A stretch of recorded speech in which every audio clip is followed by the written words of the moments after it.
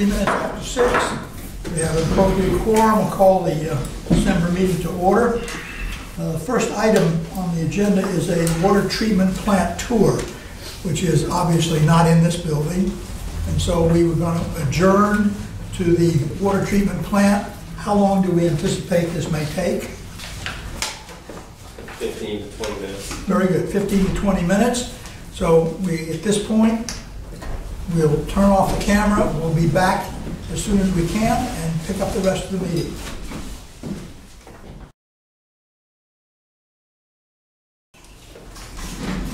Okay, we're reconvening from our tour of the water treatment plant, which is closed at 7:42. We'll continue with our business. Next item on the agenda is public input. There's no one here, so we'll go right into minutes. Entertain a motion to approve the minutes of November 22nd of the Finance Claims Committee. Have a motion to approve. George? Approve. Second? Second. Those in favor say aye. Aye. Any opposition, nay. The ayes have it. The next, our board meeting of November 29th. Move the approval of the meeting. Second. Ray, any comments? No. All those in favor, please say aye. Aye. Any opposed, nay? Abstention, I wasn't at the meeting. Okay. The ayes have it. And we have an executive session. We'll pass the minutes out.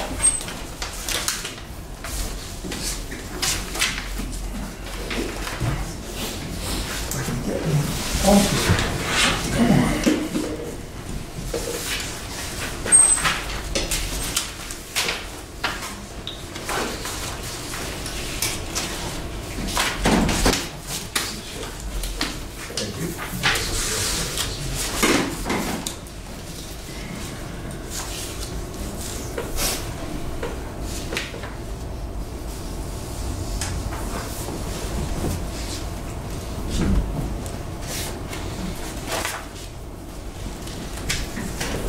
Let me know when you're all ready to go.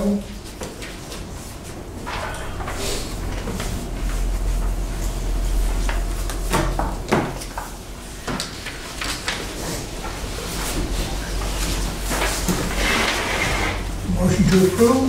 So moved. Second. All in favor, raise your hand. Those opposed? Abstentions? One abstention. It's approved. Here, give this back to you. Executive Director's report.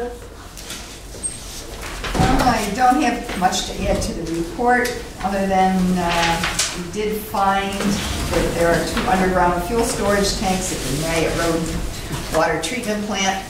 We are required to remove those as soon as we find them. Just to let you know, CAR is preparing a task order to prepare bid documents for a contractor to come in and remove the storage tanks. They'll also do testing of the soils to determine if there was any contamination. And of course, if there is, we'll be required to remove that as well. So, another expense that we weren't prepared for, but we do have some funds for the demolition of the plant, so we will be moving forward with that. Are these oil tanks? One was, we believe, one was oil and one was gas. And at this point, we don't know if there's anything inside of them. Are there any state or federal funds that would help, and if we had to remove the environmental stuff, or no? Not that I'm aware of. I know Pawtucket just went through this just last year as well. And he had to do the same thing.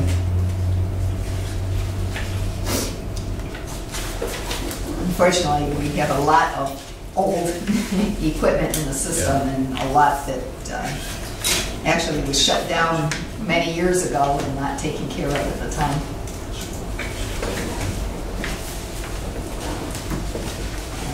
Wood Street and Warren, I don't have an update on that. I pretty much described the situation over there. We're still waiting on the report from the engineer as to what might have caused the whole issue.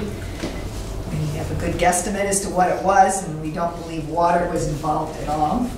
So, but I'll let you know how that turns out. All of our projects have wrapped up this week. Actually, today they demoed the old Metacom pump station. It's not finished yet, probably next week. And they still have some piping to remove up there. But the paving is now complete on Child Street.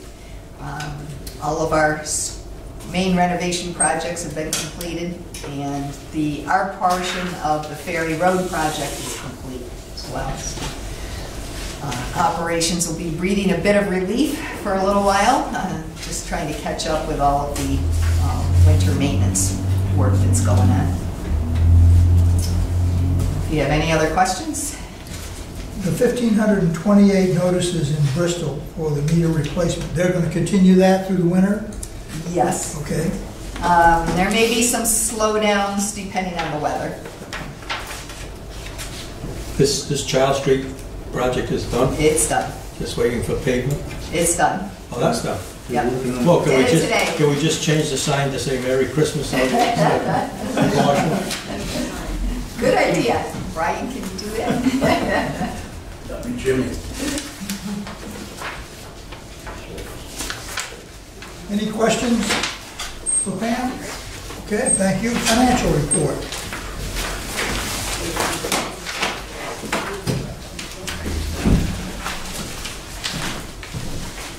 Real quick, I apologize I couldn't get these out earlier in the month, but this is an early meeting for the month. I just finished them up this afternoon, so everybody has a copy. If you want to go through it, nothing, pretty static. It does show an agreement with Pam. For some reason, November was not a good month selling water. It was rainy, whatever, but you know, people don't water their lawns in November generally, so. Do they have lawns in there? They were watered anyway. But there's nothing leaps out of this. Nothing leaps that we out. should be worrying about. Again, the billing is really for the quarter, which is September, October, November. And we went through a very robust summer. Things were up, but things are settling down. So we'll see how the next month should start to follow that suit of settling out a little bit. So we'll probably come back to, you know, down closer to what our budget numbers were, which happens some years. Okay. But nothing, there's nothing to pinpoint any reason, but I think, you know, on the accrual that I do, I mean, we're down 16% versus last November. And I think Pam said in her report last November was a pretty good one. So things tend to balance out. All right. We really don't know why. Well, as If you have any usual. questions, I'll be brief. If anybody has anything, give me a call. Even if it's not tonight. Wonderful job. I'll get down just to this or this next time. Okay. Thank you, Mark. There it is. And again, if anyone ever has any questions or wants to come in and review anything, Mark and I are always happy to have you here. Next. George comes in fairly frequently. Save time for mine. Water treatment plant condition. We've seen that. We have. So quick overview. Yes. We'll just run through this quickly. Okay. I appreciate everyone coming next door and taking a look at everything. I want to thank Brian for really giving us some great insight and history to all the equipment and everything that's going on there as it slowly degrades. That's not an outhouse, is it? Yeah, it is. That is a recent. That was the contractor who was working on contractor. Child Street. Okay. I didn't think we had any water.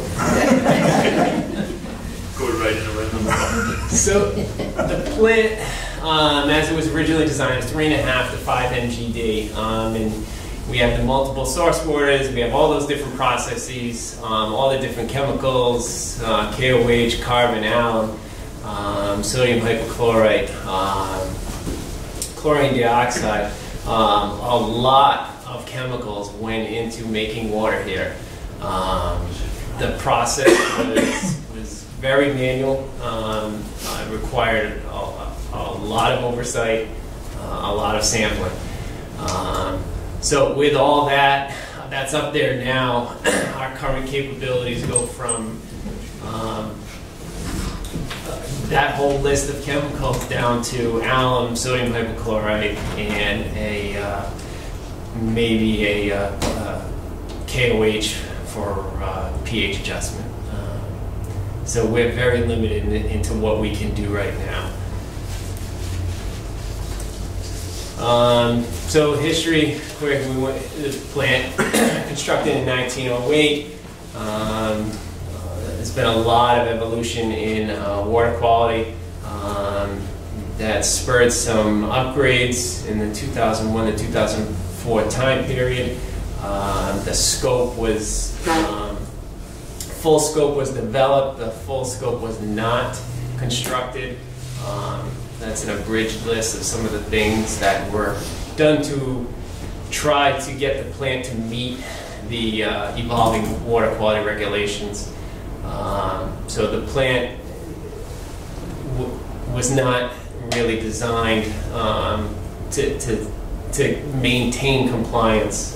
It would have required a lot of work. So following that, 2010, CDM performed a full evaluation of what it would take the plant to meet compliance, along with improved flow. So I kind of took a deep dive into this, and the crux of it is it questions whether or not the facility can even sustain the improved processes. So you can come up with a lot of different processes, adding pack, increasing the size of tanks, adding equipment, but the facility as a whole was so old, and the structural integrity of the leaking filters, the condition of the electric, the voltage of the electric, all of these things would come into play and really impact any work that would be required there. So that assessment was never done. So Pam came to us and said, what are we going to do to get it to run in the event of emergency? So we said, well, how long? So she said 30 days. So we went through it and had a lot of back and forth between Brian and I and some of the operators and into what we could think we could do and where we would face some significant challenges to try to identify the big stuff. Like Pam said, we just want to put water through the plant. So what do we need to do just to do that? So we developed a list there. A lot of it surrounds chemicals and electrical, because minimally to get water through the plant, you have to pump, both on the supply side and then on the distribution side. So we would be heavily reliant on those processes. So then after that, from that round table of sorts, you know, we tried to pull together the big things. The electrical, the controls compromised. The VFDs have been in that cold. They've been depowered, sitting in that cold environment. Energizing them each time, they may work, they may not. It's unknown. So what could we do? Could we just swap out that equipment if it does fail? We haven't been faced with that yet. Every time we just try to work on it, it's come back to life. But the next phase of that, if we, with that voltage, with the age, with the proximity to other equipment, would renovation type work force more improvements to meet codes? So that goes to that, back to that CDM assessment. And then operationally, what water quality can we expect to make? We have minimally coagulation and disinfection to try to minimize the solids loading on the filters, to try to pass as much water through, say, to maintain that 1.5 mgd. But what could we actually do? Sodium hypochlorite, again, to the chemical lines, buried shallow. Could we get that to the injection point? And then the wastewater process that we spoke about outside, heavily reliant on pumps, very large quantity of solids that would be removed from the water. We have 2 discharge points, a drying bed and to sewer. Sewer discharges require some analysis. There are solids contents that we would have to make before we can discharge that to sewers, so we don't disrupt the sewer treatment process on their side, either with too much solids or too little. And then if we don't want to improve anything, we could bring in temporary equipment. But what would the availability of that equipment be? How expensive would it be to procure? And would, again, to the availability, what type of event would bring us to operating this that could potentially take that equipment to other prioritized resources or events? That's quite unknown. If it's just a pipe failure, we would be, it wouldn't impact the whole state. If it was an event that impacted Providence water wholly, it could impact the whole state, which would tie up a lot of resources from competing communities. So here we have the electrical. Focusing on the arrows there, we can see the staining. We didn't walk back in that exact area, but that's the wall of the filter gallery where we have some water intrusion. And that's making its way throughout that pump room, as you can see from the peeling paint and the corrosion. And then all the motor starting equipment on the lower left there, we have how it's all, each one is independently unique. Quite different from even something that was installed in the 1990s there on the right. That's an MCC panel that starts motors, starts pumps, where it's one cohesive unit, elevated off the floor and concise. So it's quite dramatically different from even something that's 20 to 25 years old. So then operationally, so if we're in an emergency type event and we're going to have to operate this plant, resources, personnel resources could be taxed. So we could be responding to something else, either a failure of the pipeline, which would really tax our ability to operate this plant, which would need to be operated completely manually. As the valve control we saw in the hallway there, it's manual, and it requires some hammering every now and again, as Brian showed us. And then down there in the center we have flow, so it's the basic parameter of the plant. How much flow can you put through, and that's just some old equipment that's hanging there on the wall that we can't test it because we can't pump to the system, so we don't know what would happen when we turn that on. And then water quality. So we saw the water quality, the lab is no equipment. So right there in the center, just an example of what full-time monitoring equipment would look like that we have at other facilities that we would have to supplement by manually doing grab samples every 15 minutes, half hour on some of them. Yes. So turbidity, I believe it's, if you're not full-time monitoring, it's every 15 minutes. So that on top of the manually operating valves, it's a tremendous effort to maintain 24 hours a day for the event of the duration of the event, rather. And then the challenge of managing the wastewater, and then again to the external resources that would be required to support such operations. So to wrap it up, the plant is what it is. It's an old facility. We're unsure of the exact level of service the facility can support and or provide. And then, you know, to the point of water quality, what are we going to be comfortable with putting out? Right now, TOC removal, disinfection, contact time, disinfection byproduct formation, turbidity, all of that we would not be able to feasibly control. We would simply try to filter as much as possible and pump it to the system to maintain pressure for sanitary purposes and fire protection. Backup power. So there's no backup power. As we saw, that would require external resources. It would also require some potential manipulation, as we would need to power our equipment at 575, which is a non-standard commercial voltage.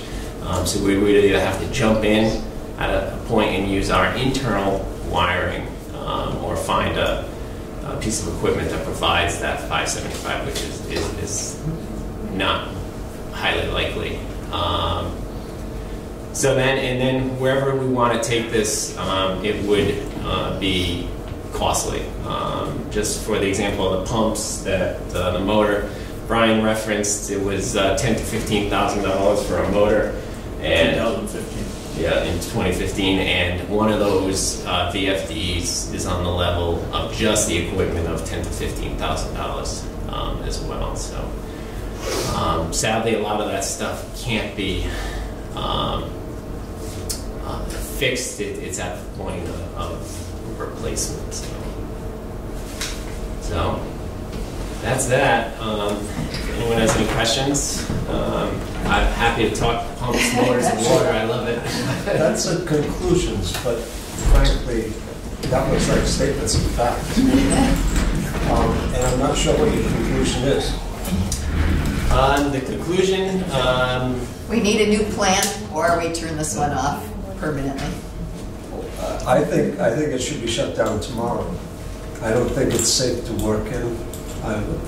People there, and I was only over there for whatever we were there for. But there were enough issues that were raised which make me worry about worker safety. I was worried about our own safety while we were there. You mentioned I forget what word you used, but the water coming through. And the question there is, well, how many different pathways are there for the water to get where it's getting right now?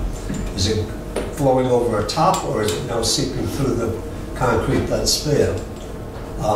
We don't know that, do we? Or do we? Yes. There's cracks There's in cracks. in the filters Right. themselves. Okay, so that could be, say tomorrow we miraculously fixed everything that was in that electrical room. The next day after, it could all be flooded. Yeah. And my history here is I was at the Water Resources Board from 2005 to 2008, and I thought I saw up there that there was work done prior to 2005. I want to say it was 2000 to 2004. And when I was over there now, I'm going to myself, what was done here during that period of time? And yeah, it was 18 years ago, thereabouts. But there's nothing over there worth resurrecting. I don't like saying that, because I have always been of the mind that we should keep the treatment plant, and that we should keep it as a backup. But I can't imagine if tomorrow we had an emergency, there's no way you're going to get anything done over there. And I can't see how we're going to pursue it. We talk about expensive stuff, and Brian said $15,000, $20,000, $30,000. To me, that's a drop in the bucket. That's not expensive stuff. To me personally, it would be expensive if I had to spend $30,000 at my home tomorrow. But for our operation, that's nothing, comparatively speaking, because we're talking about a several $1 million asset over there. I can't believe it's worth that. But you're talking about a substantive value for a treatment plant. So spending 30, 50,000, 100,000 isn't a lot of money to. Except that's one item. Right, right, no, I agree. There's lots of those $15,000, $30,000 items, but individually, spending $15,000, $30,000 isn't so bad. But walk around there, and I can remember walking around there with some guy named Pasquale, 13 years ago, and I don't see, back then it was not in good shape. And I could never understand the lack of maintenance, and not pointing the finger at any one particular person, but it's at a point now where there's no saving it. No. Absolutely no saving it. And that's the conclusion. The 5 or 6 things that you put there, to me, again, I think those are statements of fact that anybody who walked into the place would come to those conclusions quickly. And that, heaven forbid we have an emergency, the only solution is bringing in something from the outside. And so from my viewpoint, I want to know, well, what's that going to cost us? It's not a case of we can't afford to do it. We would have to do it regardless of the cost, but let's know what that cost is so we're prepared to spend that money and we know what to bring in the day that happens, if it happens. On the other hand, if we brought in an outside source, just push the water into the system for fire suppression and toilet, Right. okay, we would then contaminate the whole system. Right. So there's another issue that in our how should we say it, inept willingness to try to do the best we could, we would be causing more harm in the long run. Because I can't imagine what it would cost to decontaminate 232 miles of pipe. But you were at Pawtucket as his director. I was there on one particular occasion and got a tour of the whole facility back in about 2000, I think. And I remember fearing for my life being down in some of those underground facilities because they were all talking about how this pipe or that pipe or this facility could collapse at any moment. And I'm going, well, why are we down here again? But I also was at the Providence Wastewater Treatment Facility in 1979 prior to the Bay Commission coming along. And we always joked about, and we got the same vintage treatment plant here. It's the best running Model T Ford you can find around here these days. But that was virtually non-functional also. And it spent a couple of bucks to get that thing up and running over a 15-year period of time. So the question comes down to, if we're going to have to have a backup supply of some kind, this isn't going to do it, or we're going to have to realize we've got to sink whatever it's going to be, $15 million, $20 million, $30 million. And we can't expect the state to come to the rescue, because it's just not going to happen, especially these days. The money wasn't there 13 years ago. The money's less there now. So I don't know what you're expecting the board to do here, Mr. Chairman. I mean, there's a number of questions on the floor. This is, we have now a detailed look at the plan. Earlier in your comments, you said perhaps we should just say, shut it down, period. I mean, Right. It's down now. Right. Maybe we should lay a reef on it. Yeah. But we have to go and plan that day something might happen, Right. so that we can continue to provide water to the Bristol County. Now, in saying that, I believe it's really, really infinitesimally small chance that we would be without water from Providence presently, and hopefully in the near future, relatively speaking, Pawtucket. Well, that's our plan, is to Right. have Pawtucket as our alternate supply, obviously. Mr. Chairman, we've already made a commitment that we're going to get an alternate supply Yes. from Pawtucket. Yes. In the meantime, we've taken steps to get emergency supplies from East Providence Phase one. and Swansea. Right. So what would it take for us to actually just say, shut this down and forget it? Don't even think about trying to utilize this water, period. Even if we got the plant running, the water supply, we can't even get the appropriate water supply out of here to begin with. Right. Why don't we just stick with our plan that we're going ahead with? Plan, what do you PM, what do you recommend? Besides shutting it down, step by step, or Well, what I do don't- you need to do to shut it down? I don't think we have a choice at this point, is to Okay. just to shut it down and start looking at what needs to be removed from the Okay. plant to the preparation of eventually demolishing it. Do we need to get permission for that? I don't believe so, Okay. because as long as the state has not provided any funds, we were not required to invest any further money into the treatment plant by law. Do we have to notify anyone in advance? We are preparing a letter for the Water Resource Board and the Department of Health Okay. that the plant is no longer operable. Will that go out before the end of the year? Joe and I are working on it, so I mean, If not, by the first, I didn't know how far along you were in that process, so. I think that's the approach we should take. Would it be appropriate to have a motion? no, No? you can't, not under this agenda item is water treatment plant condition presentation, I see. so you can't. So if you wanted to ask, I think management could present you at the next meeting with a All right, well, then the motion should include the obligation of the state, which they have failed to fund. And because of the condition of the plant and the continued failure of the state to live up to their part of the bargain, then we have no choice but to shut it down. I think it should be. Maybe we shouldn't blame them.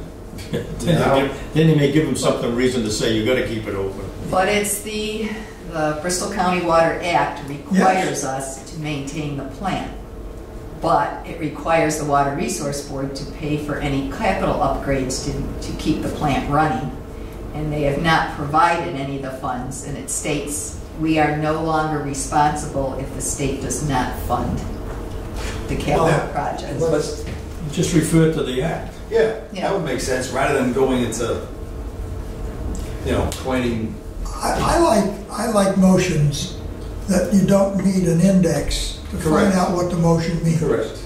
And therefore, when the motion is made in January, it's presented in January, I would like, it may refer to the state law, but I think the motion ought to contain a synopsis of exactly what wasn't lived up to, and therefore, in the condition of the plan, and therefore, it's down. So that anyone who reads the motion anywhere doesn't have to go look up the state law. They just see the funds weren't available, and therefore, the plant goes. So can we, Joe, yeah. can you and Pam put something together in writing for us to review and maybe in advance and approve at the next board meeting? Is that what you're looking for, or no? I think what it would be is, I don't know if you could have to vote on it. Pam and I will have to look at it. I think it's really kind of a plan that they're going to put together for decommissioning the plant. Who's that? Pam and But isn't the decision to close totally separated from the plan to decommission? I mean, you don't have a plan to decommission unless you decide to close it. So, to my way of thinking, maybe this is too simple, you have a motion that says we're going to close that. And that's as simple as it can be, direct as it can be. And then you have another motion. Please prepare a plan to get rid of the thing. when I say decommissioning, I encompass closing that. Close it, decommission it. Okay, I just think that the sense of the board is that while it may take us some time to create a decommissioning plan, it doesn't take any time. Let us The preparation of a motion. I understand Alan's position, but I'm just saying that we're going to decide, we're just going to shut it down. We say that's in the best interest of the customers of Bristol County. I don't think we have to remind the state that they haven't been Can we paying their share. can we not discuss what the motion's going to be at the next meeting? Okay. I don't think you can vote on what's here. Well, we're not voting on it tonight, but I don't see anything wrong we had a tour of the plant, we had a presentation, we're reacting. That's all. Yep. We're not making a motion. Right? And so I don't see anything wrong with discussing what we do next. No, but to the extent that you're directing the specific motion, why don't you let Pam and I put together something for you for the next board meeting? Then we'll discuss it. Yeah, that, to me, that's what we're looking for. Yes. Okay. I mean, I know what you're looking for. Any other questions, comments? George? George? If it were, and maybe this would be part of this study to be done, but if it were closed down or decommissioned, would that mean it would have to be removed in a certain period of time, the improvements? No, we still have a negative pump station. It's been there for years. I'm just asking, I'm just curious. Right. Because it would probably be a pretty big job. I Oh, yeah. don't believe there's any requirements to remove it in a period of time. Right, we still have the other one. I mean, it's, I'm thinking like health requirements, you know, things I wouldn't know about. We take the chemicals out. And if there were chemicals, would they have to be completely removed from that site? You know, I'm not- yes, that's how I'm and they would be thinking. handled It by. could be a pretty big deal. No, we did that with the Nayet Road pump station, actually. But- Not the pump station, the treatment plant. Okay, I'm just curious. Yeah, well, that's what I say, we would start, removing equipment and so on in preparation for demolition. Chemicals would be the first thing to go. And that's handled by certain contractors that specialize in that. Very good. Okay. Any other comments, questions? Thank you. Thank you very much, sir. No, I'm sorry, go Can I ahead. I'm just curious again because, you know, my wife and I, we got a notice about a home a block away from ours in Barrington that's going to be removed. And that notice had a whole lot of list of things that had to be approved by various agencies in the state. So I'm just wondering if that type of thinking goes into the process you're about to. It would have to go through a hazardous materials survey. There's a whole lot of, you know, state and town and county and all types of regulations involved. You're just Not- removing a home. Yeah, not for us in particular. Is we just removed the pump station up in, on Metacom. But it does have to go through a hazardous materials survey, and then we have to remove any of those materials before a contractor comes in. And we have contractors that actually do specialize in that in demolitions. Thank you. Number 8. Draft 2020 FY 2020 budgets and finance plan. Thank you.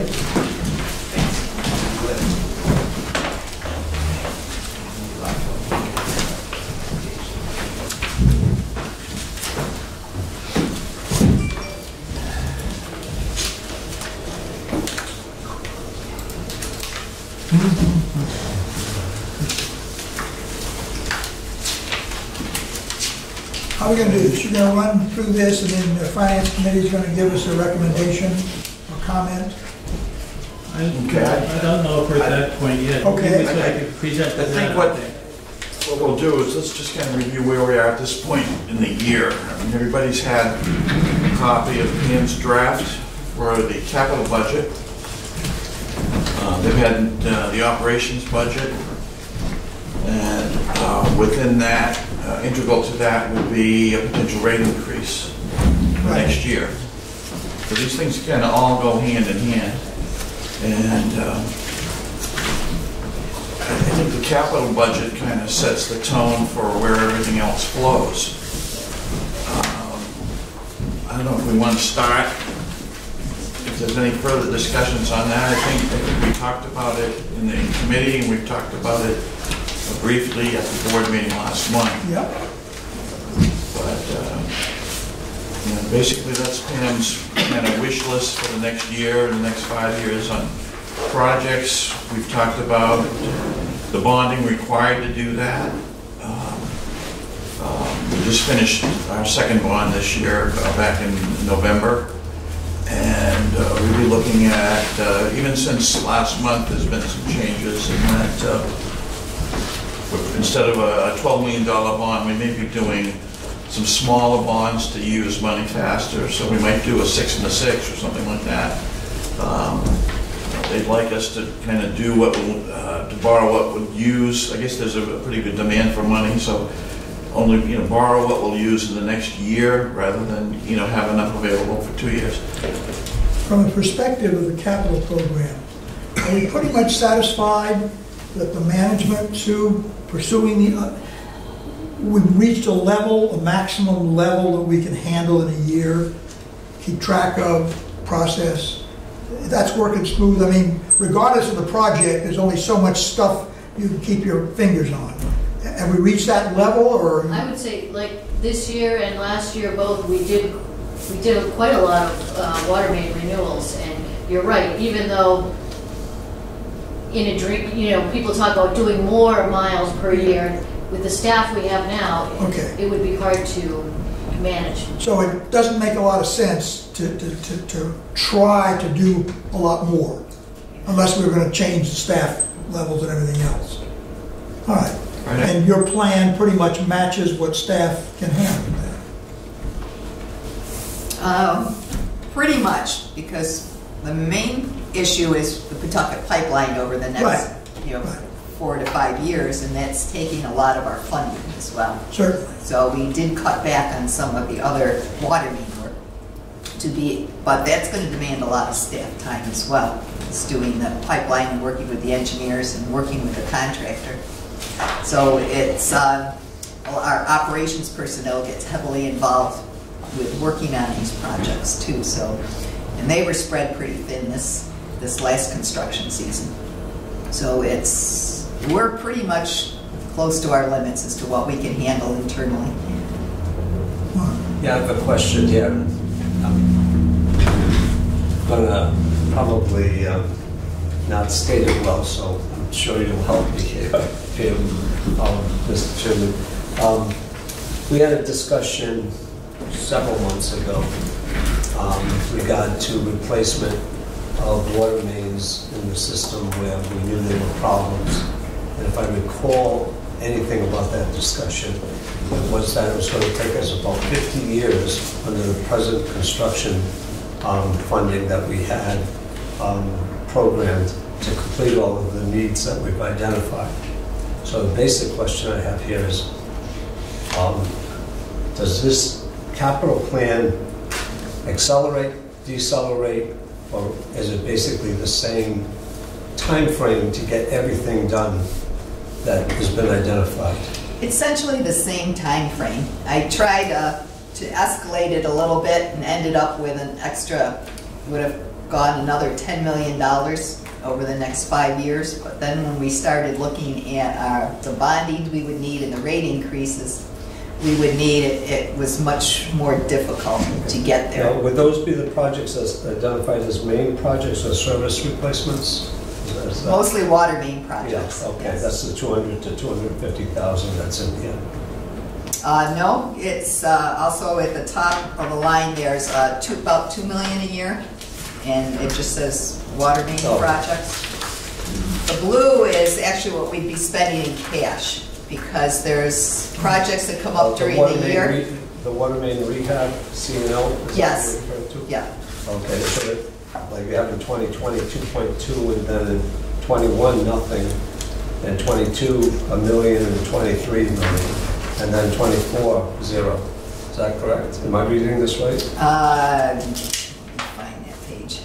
Yes and no, because there's other projects that the funds are being used for. All right, you're looking under distribution. Okay, water main rehab. But you'll look at those are projects that are not designated at this point, but if you go down the list, in 2021, we have Market Street at $1.8 million. Medicom is doing design work 1 year, and then construction in the following years, in the point of over $1 million a year. So that's the ones that are going to take up some of the funding in those years, in addition to the Pawtucket Pipeline project, which is above under supply. Where it says water main rehab / C&L. Right. Is that a total of numbers below it? No. No, that's an individual item. That's an individual item. Okay. Oh, And that's projects that were not yet designated. okay. We had some that were already designated for funding, so those I listed separately. Okay. My point in all of this is, it just doesn't seem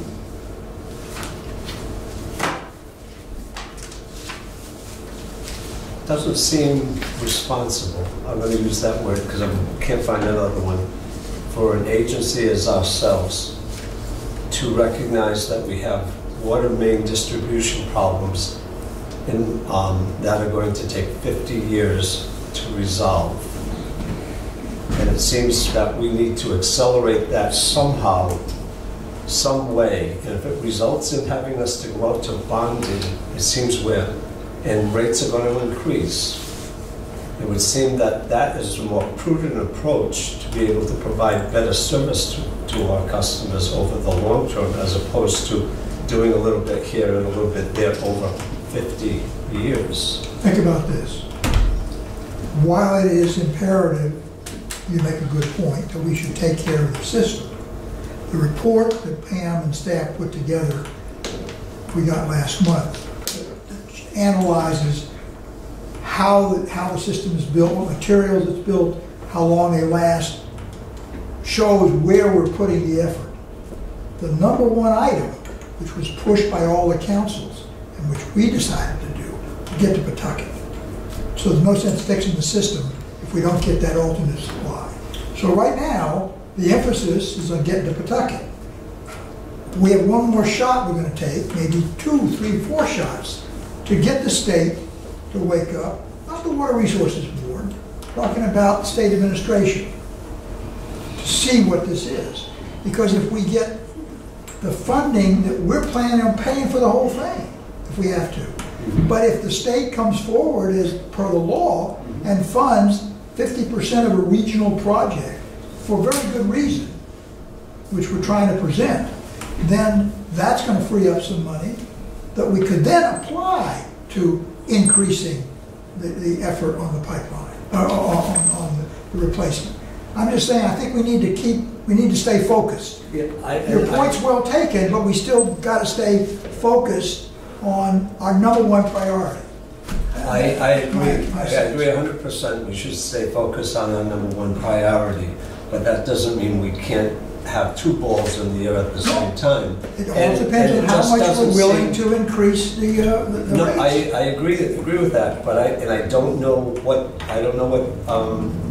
the effect of accelerating the repairs in the system will have on the overall rate.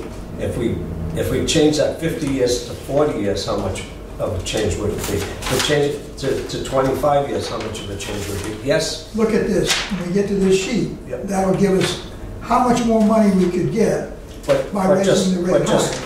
But just doing what we're saying is going to take us 50 years right now. That's what those rates are doing. And I'm saying, well, even if we shortened it to 40 years, that's incredibly long period of time. And I can't imagine we could ever shorten it further. And I realize that if you start to increase the activity in this area, you're going to need management of those projects. And that's an additional cost. But I don't know what it's going to take to reduce 50. I find it hard to believe that if somebody stopped me on the street and said, hey, we've got a really bad water problem on our street. When's the water authority going to deal with it? And I say, oh yeah, we've got you scheduled. What is it now? It's 2018. We'll be with you in 2060. And that just doesn't seem. When did we first get the first round of information on the high service area? 6,800 homes. That was going to be $7 million or $5 million. That was before me. Okay, so now this goes back. What, you've been here? 7 years. 7 years, all right. We got that. We identified that issue. There's been some more sophisticated planning because we had other engineers look at it. We're now starting to work on that, right? And that's going to cost around $7 million, I think. by the time it's, It's more like 12. okay, 12 Okay, years. so that's, but. So there's an example, no, I'm just pointing out. Yeah, I agree with you. I'm not disagreeing with you. There's an example of what we're trying to do, and 95% of those homes, 2,700 homes, I think, and almost all of them, except for maybe 200 that were in Warren, were all in Bristol. And yet it was, in the past, the Bristol representatives of the state were beating us over the head because we had a rate increase. Okay, so I think we have to recognize that politics, and you know this better than most because of your prior positions, politics plays as big a role as all the planning you can think of. And that's what this board has got to deal with every year. I know, but what I would like to be able to do is be able to say, I looked at some, I looked at some numbers, and we gave that some consideration, and we said, okay, if we tried to reduce that 50 years down to, let's take almost the absurd 10 years, it would cause a tripling of the user of the fees. So you'd like to know what you'd like to see. You'd like to see a chart. Yeah, sort of where the break point is that's affordable, that's not from affordable. 40, 30, 20. How much of a rate increase per year would it take? I think Mark is going to touch on this, so that's one of the reasons he's here. Let me go back. There's a lot more thought that went into. Clearly. I mean, if we aggressively said the next 5 years, we're going to bond to the hilt and use all our money, and in 5 years from now, we can't borrow any more bonds because our debt service ratio. So you've got to look at. You're right. And I'm a proponent of that. It's slow and steady, but as much as we can handle. And that the 10-year plans. I took Pam's 10-year plan and we sat down. I'm looking at what it's going to cost us to borrow money, how much of our IFR reserves we will use, which we're going to dip into in the next 5, 6, 7 years, and then still be at a point where 10 years from now, one or two bonds are going to drop off the radar, and then new ones could come in, and we would keep that. Like $5 million is like kind of our limit in debt service. You get above that, and it's very slight changes, as we found out the year I came on. The debt service the year before was 1.26, and you needed a 1.25. And that was, not that it was done with mirrors, but it was done with not paying, holding back payments. And So it made a very difficult situation. In a very rough sense, I know this can go from 400 to 800 bucks a foot. For $5 million, how many feet can you rehab? Well, it's about 1.2 million per mile. Okay, so you're talking 4 miles, 4.5 miles. Okay. All right, out of a 232 mile, we've done 65, something like that. Yeah. Okay, so you're talking about right now. If we just really went pedal to the metal, Yep. you could do another 4.5 miles a year. Okay. Okay, so Isn't that creepy? I like to put the analysis, and I understand, about bonding limitations and everything else. But somewhere we need to say that, if nothing else, so that we have one little paragraph. We evaluated trying to increase our repairs, replacements of lines in here, but these are the limitations, and we chose not to increase this for those reasons. I'm right with you. The presentation that was made last month, Yeah. I think we want to work with that, because we want to be able to show these are the critical areas. Here's the composition, here's how it's made, here's what it costs to do this style pipe, these are the kinds of things we can do to it. And I think we will build our story, which is what you want to see, to be able to clear your conscience and give to the public. Right. And I think we're headed in that direction. And I think this Go. type of information could be added to the. Sure. We had, a packet that had really pretty good analysis, not everything, and I think some things have already been added, but I think we're on the right track here. But that idea could And be. believe me, I've been in the position where I had to tell people, I would love to do what you're suggesting, but we can't do it. And the reasons we can't do it is because A, B, C, and D. And that's. No, I think this is going to be a powerful story to tell. Yeah. Okay. And if we look at the history of the last several years of our annual budgets and the hearings which we hold and the kind of response we're getting from the public, I think they're behind us. We're not getting complaints, we're not getting people uprising. I think they recognize we're doing the best we can to make changes, to improve things. So I think we're on the right track. Maybe we can go faster. But you heard it. Yep. $5 million is about all we can bond. The rate we're going right now is about all that our management staff can manage. So we're going almost as fast as maybe we could squeeze. And that information, as I said, repeaters have to be added to that packet. That's the purpose of the packet would be to have the whole history and the logic behind the budget.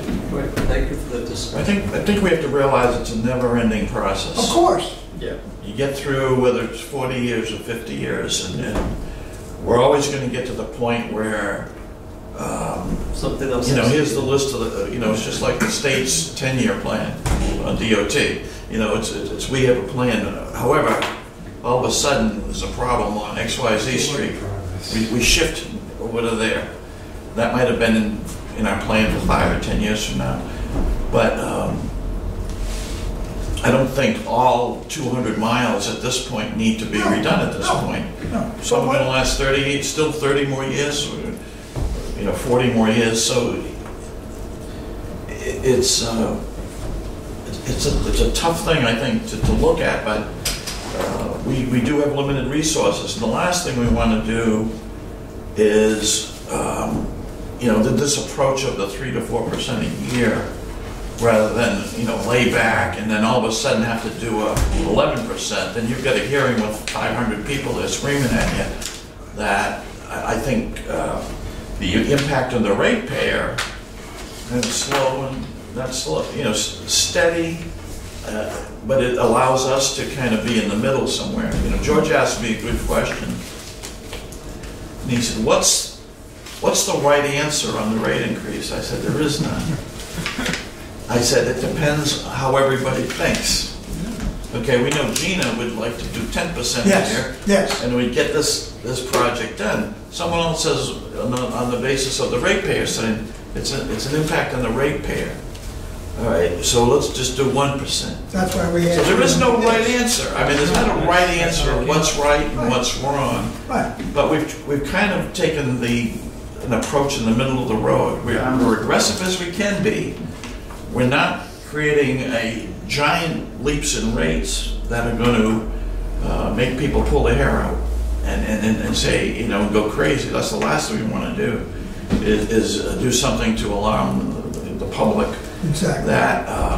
But I think that the steady approach with a good plan, it's easy to defend that or show that what we're doing.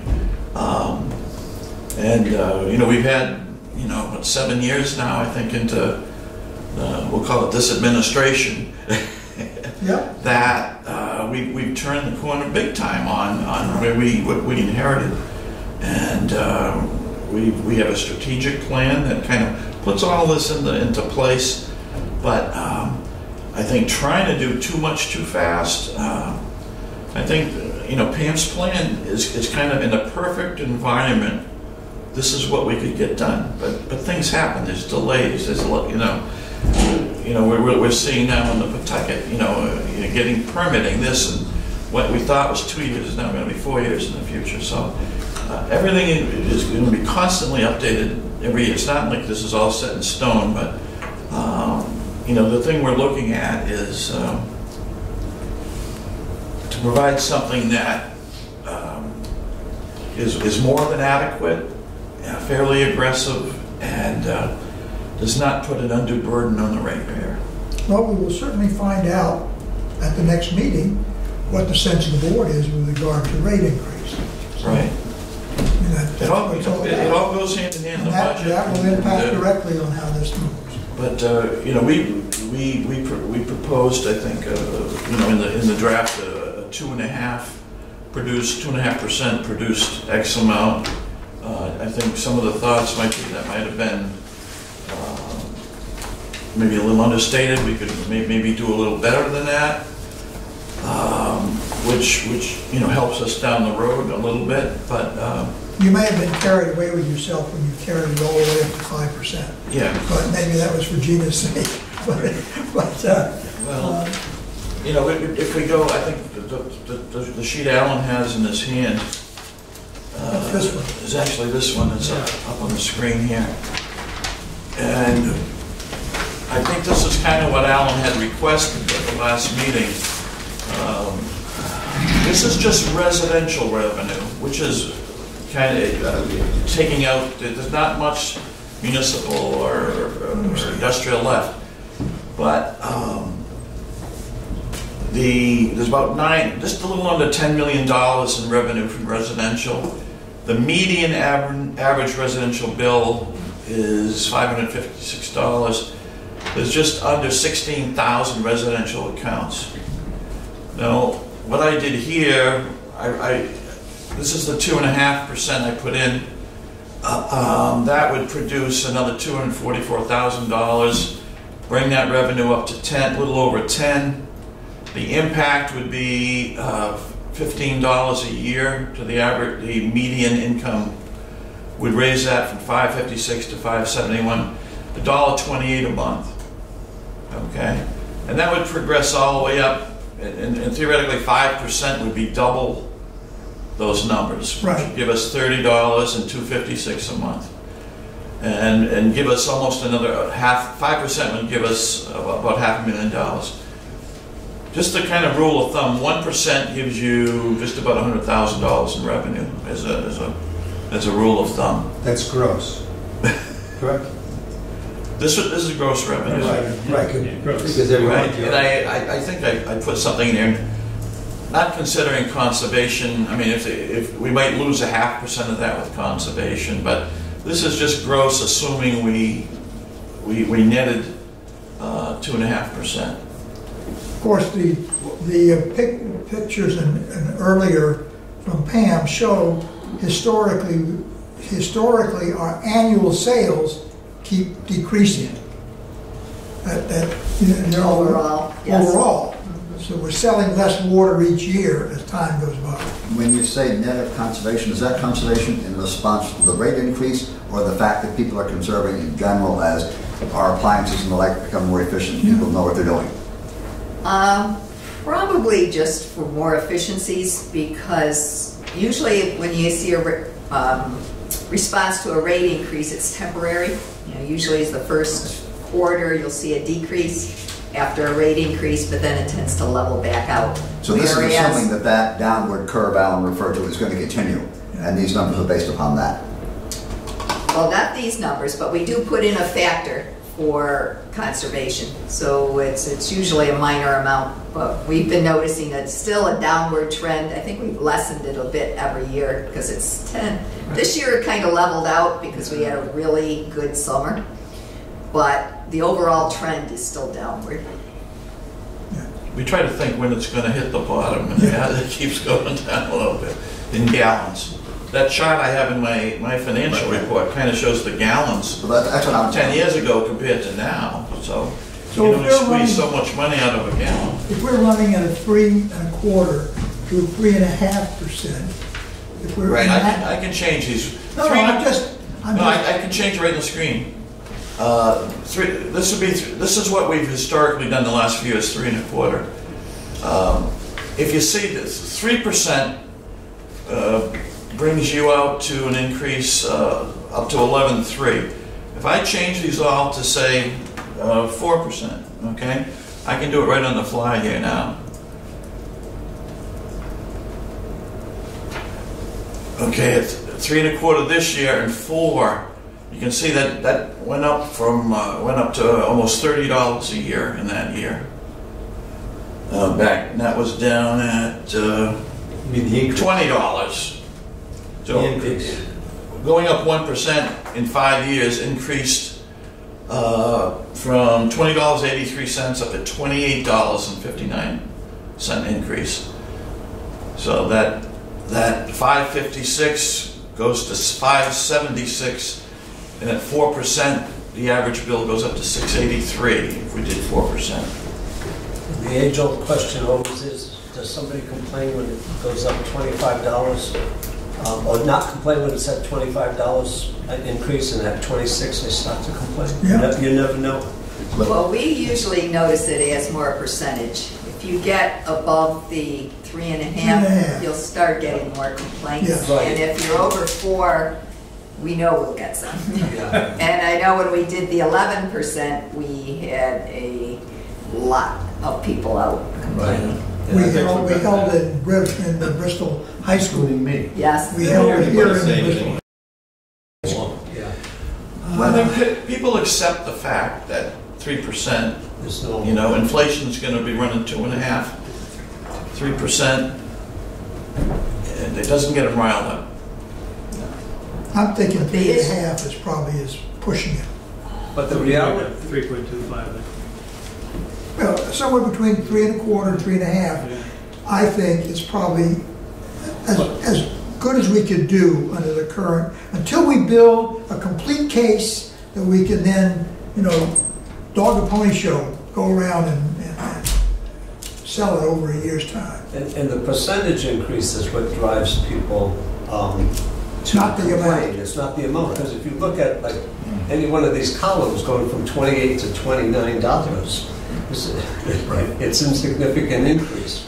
And I can tell you a story, really quick one, of in Warwick Sewer Authority. They haven't had a rate increase in 7 years. I came there and I told them they had to have a 25% increase. Now that 25% increase was insignificant because their rates were so low.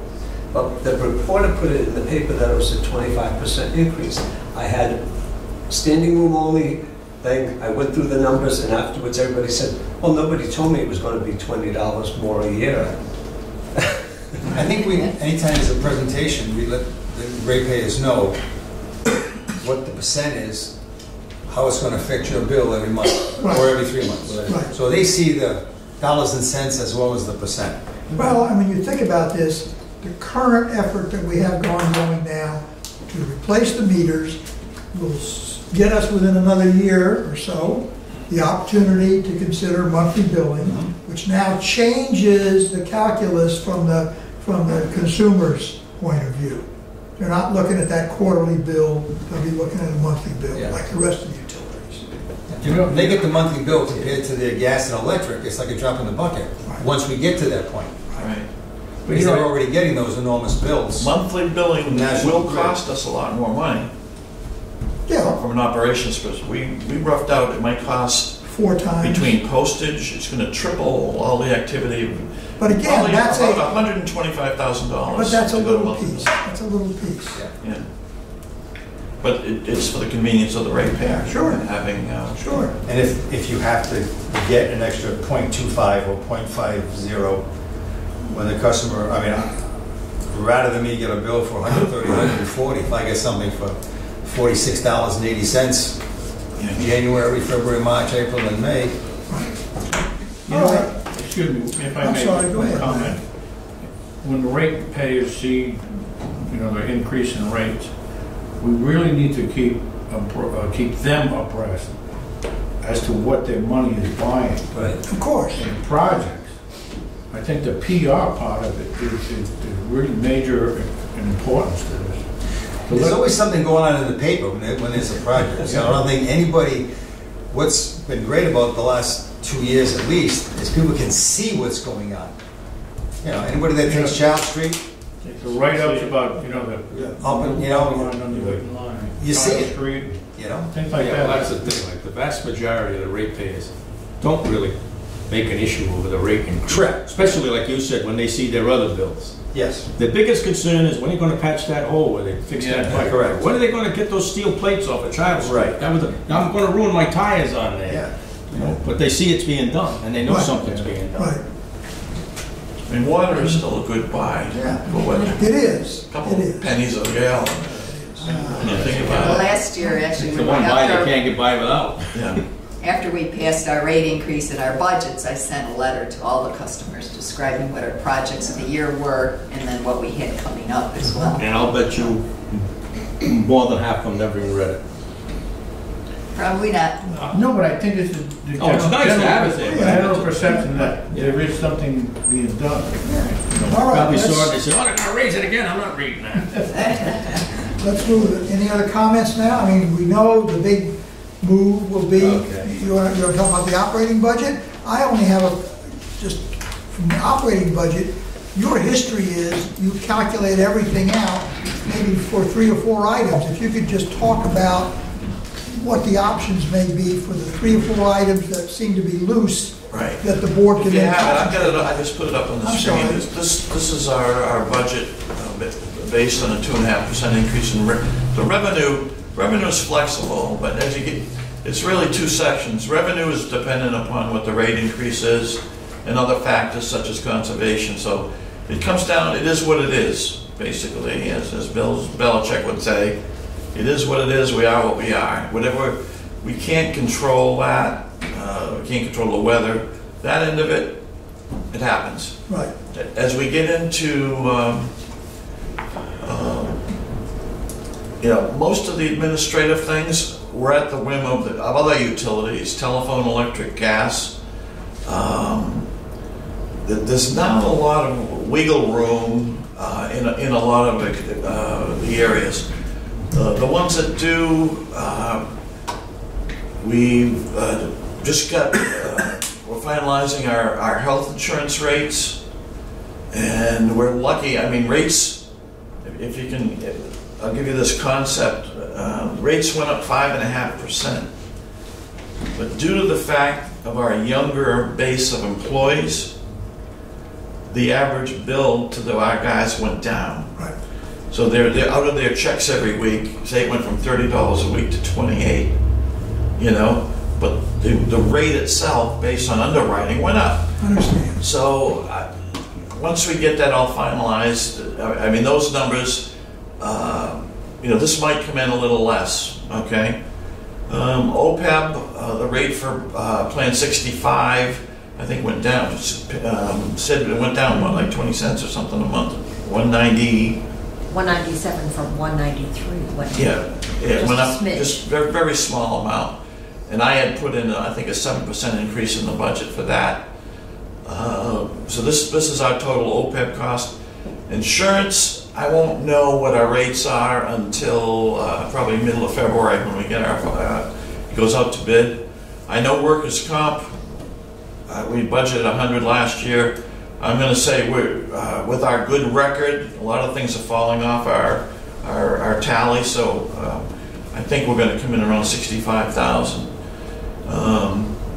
The rest of them are pretty status, just pretty tight. Professional fees, we bumped up legal expenses quite a bit. We don't know what's going to happen with North Farm. So we put some extra money in there, and insurance comes in less. I can put a little more in there as a safety net.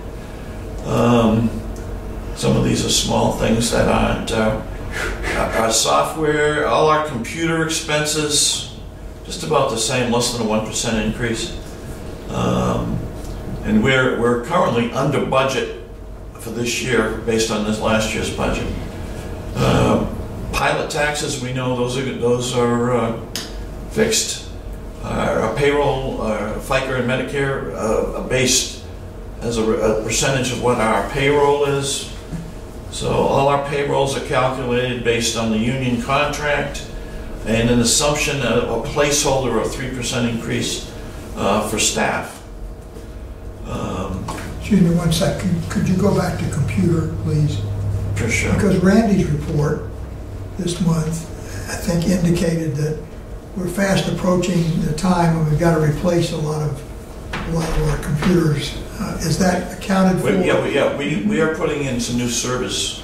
The server we have is 5 years old. Okay, so his report sounded a bit alarming, but it's not alarming. No, You've it's taken- built into his hardware cost. Okay, that's That's all. in this year's budget. Okay, Yeah. that's fine. It'll be eaten up by the current year, not next year's budget. Okay, And I think one thing I'd like to do, maybe a tour next month, would be a tour of the upstairs. I don't think many people have been up there. Good idea. And you can see the computer room with the racks of servers and computers that if you don't see, and our engineering department up here, where the IT new office will be built, where the elevator is up there. But maybe we can do a tour like that next month. Sure. Get an idea of what's happening up there. It's good to see it as we saw it today. Seeing it really helps out. You know. Mark, I had a question. Sure. I had a question. On page 2, for the employee education, I noticed that you double that. And what was the Employee education? Yeah, What's the employee number on it? education, I think 50 that's people. people taking courses. The board did vote Yeah. quite a while ago to pay Right. for any courses pertaining to work that Right. employees would take. We have several people in the customer service office that are taking accounting courses at night, and Mike Crawford's also taking some management engineering The other thing, courses. I know we were thinking of training on backhoe and all these things that are That's coming. more, I think, under training. Right. I think the education is So the, these are educational advancement courses Yes. that employees are taking? yeah, yeah. Okay. The 5,000 numbers basically relate to administrative offices, insurance, professional fees, some low-cost maintenance, computer, then our taxes. Basically, it is what it is. Yeah, The 6,000 series is our billing department, which is the women in the office and basically those 6 employees that work in the office. 2 of the people work at the window, 2 billing, and 2 accounting staff, accounts payable and payroll. So those are broken down into these 3 sections. They do work on call. One of them take call every night, 365, 24/7. So the calls go into them, they screen them before we call operations. And then if we do collect this TDI WC programs, if someone's out on workers' comp or TDI, we continue to pay them based on, because we pay the difference, the delta, the difference between what they collect and what they would make. They turn in the checks from there. So if they're out, it offsets what we may have had to pay to replace them. So it's hard to budget for that. You don't know what's going to happen on that. The expenses related to billing, collection agency, postage. This is our third party we use. They're in Chicago. They print all our bills and mail them out. And we anticipate a small increase there. Postage rates went up. I think stamps are going from 50 to 55 cents. I think our rate goes up. We don't pay that because we have bulk mailing, but it's still going to be probably 4 or 5 cents a letter going out. is there any value in being able to determine by survey of a customer if they would like to receive their bills over the internet? Yeah. In other words, if you had people who'd say, fine, don't mail it to me, No. send me an email. I'll tell you, 95% of the people want it both ways. Oh, okay. Is basically the response we get. Okay, And I do the same thing. Yeah, email it to me, but I like to get it in the mail, Me too. because that's kind of the typical, because you know what happens with emails, you forget to look and you go by that day and you never post it up and you pay it late and you get it in the mail as that secondary. It's going to come to that. Well, I'm just 5 saying, years I'm from wondering now, if that would be a cost saving. You maybe would give them some minor incentive to do it that way, but you'd stop the mailing and the handling, and it would be segregated by computer, but, you know, these people get it by email, these See, people get it. I believe Joe's not here tonight in the billing department, but I believe it still goes for them to calculate the bill, and it's just that they don't mail it, that information comes back to us to email out. All right, but they wouldn't print it, and they wouldn't have to, But there would be some... there'd be some savings, you'd cost think, from savings their there. end. Right. And essentially, especially when we go to monthly billing, Yeah. we may want to, you know, if we provided an incentive, I think you'd find a lot more people taking Yeah. advantage of that. Yeah. And I know the PUC allows, for any printed bills, an extra charge on the bill as well. So you could do it a carrot and a stick, so to speak, too. Well, I mean, we're not there yet, but Yeah, something to think we about. have time, we have a Sure. little bit of time. Sure. But it's something to consider. The billing area basically is a short section, just after his wages and expenses. Then we get into operations, which we break down. Basically, we used to have all the categories, but everybody basically is cross-trained, and they all fall into one category. Got a question before you Sure. get that page. Back up one line there. No, the uncollectible expense account. How close is that $50,000 to what it actually is? Uncollectibles. When Joe gives his It's very little, his quarterly write-offs, it's very small. it's we end up, even though we write off, say, 10,000 a quarter, with the collection agency, we end up getting that back in, and it offsets. So I think the write-offs total have been about 36,000 a year, which is a very, very tiny. That 50,000 is really an inflated number as to what it actually is. Well, let me call it, that would be gross uncollectibles, okay? You do hit a period where all of a sudden you're writing off a $5,000 bill or a $10,000 bill, so it gives a little leeway there, but it's probably going to be in the low 40s or something like that. So it's hard to predict that too. Yeah, you know, the economy got better. We try to get it Got down a little better. But Okay. As we get into operations, we have salary, and you say, okay, well they got an increase, but it only went up a very small percentage. The reason is we have a lot of younger workers that are starting at a lower level than the retirees who would be at a higher level of pay. So just like the health insurance, you know, the guy's making 25 instead of 32 an hour, and the retirees left at 32 to 34. We get guys $22 to $25. So, and then we had two sections of overtime: standard operations overtime and the meter install. We've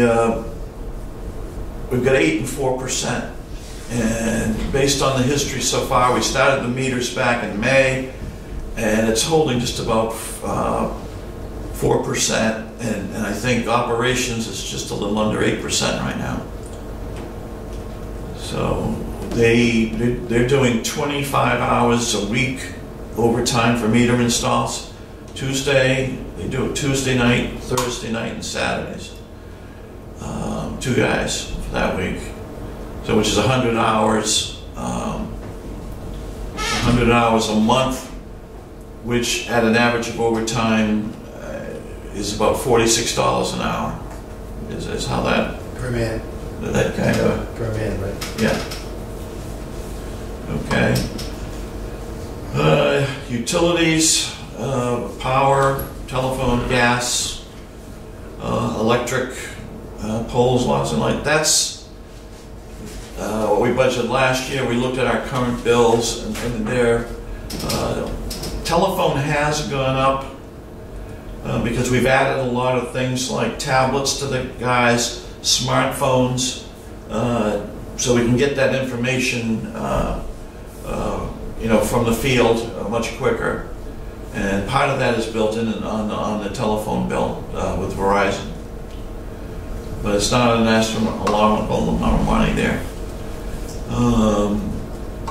The big items are our operations, maintenance expenses. These would be expenses that are not on capital projects. So they're not in Pam's budget. So as we go down, yard and landscape, dams and reservoirs, maintenance of the reservoirs, right-of-ways, has been up there, and we dropped that down quite a bit, which I get the input from Ken and Mike and Pam on what we think we may need to do. I know we did the Anawan. I think we cleaned that up. It was expensive, but 2 years ago, Pam was. Well, we did the Swansea and the Upper Kikamuit. We had to do quite a bit of work up there. So that's where quite a bit of the money had been going. So, but now we're in fairly good shape, so it should be reduced. These are operational expenses, maintenance to the buildings, paint, whatever. Pump station maintenance and equipment. Be small equipment we buy out of our cash. That's not part of a big expensive thing that may be a capital expenditure. Maintenance of equipment. We're always bringing chainsaws and all kinds of things to places for maintenance, saws and all kinds of things. Maintenance at the tanks would be, I'm not an operations guy, but whether it's paint or whatever needs to be done at the tank locations. Maintenance of mains is a big item. That would be, we have a leak that needs to be fixed. It's not part of a capital project. We go in and do the work, and there's a cost associated with that that we pay for. So anything related to that. The same thing with services would be maintaining our current services that need to fix leaks or connections or whatever. Maintenance of meters is a small amount. That things that need to be tested or recalibrated or whatever. But anything that falls into that category. And hydrants. This would be a hydrant might break, someone hits it, we need to put in a new valve or something to fix those hydrants. And miscellaneous is anything that falls through the cracks. It doesn't go to one of those, we don't know what to do with it. So,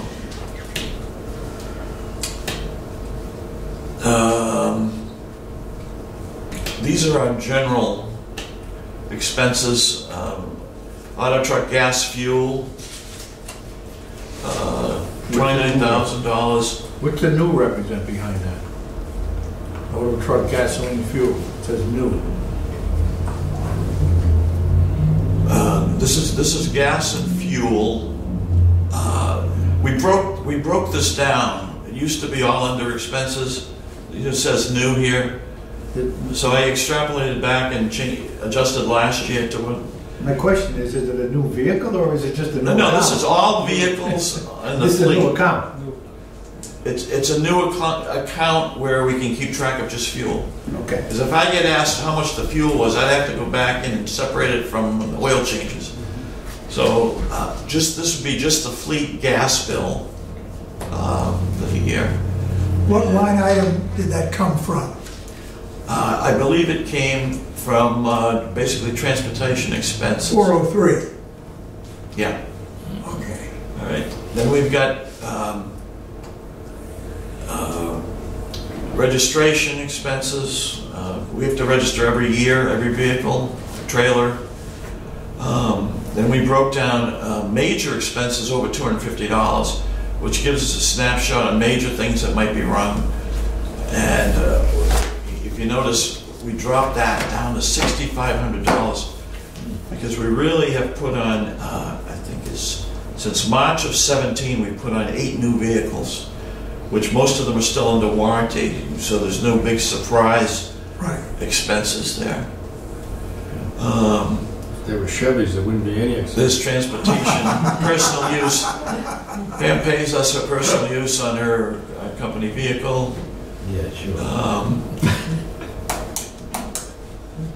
The rest of these are minimal tools and small equipment. Years ago, you used to capitalize all these things. You'd buy a chainsaw and capitalize it. They allow us basically just to write off things, you know, at the cost. But this might be a chainsaw or a road cut machine or whatever. That is not something that would be capitalized. Inventory adjustments would be if we basically take inventory, we can't account for certain things, but it's pretty close. Usually we can find when there's an issue on that. This $25,000, that's the licensing fee for the BCWA for the year. It's we know exactly how much it is. Maps and records goes down. Sample testing went up based on an inclination that those fees would go up, and I think we're doing things a little more often maybe. Supplies, tanks, uniforms, safety equipment, meals expense.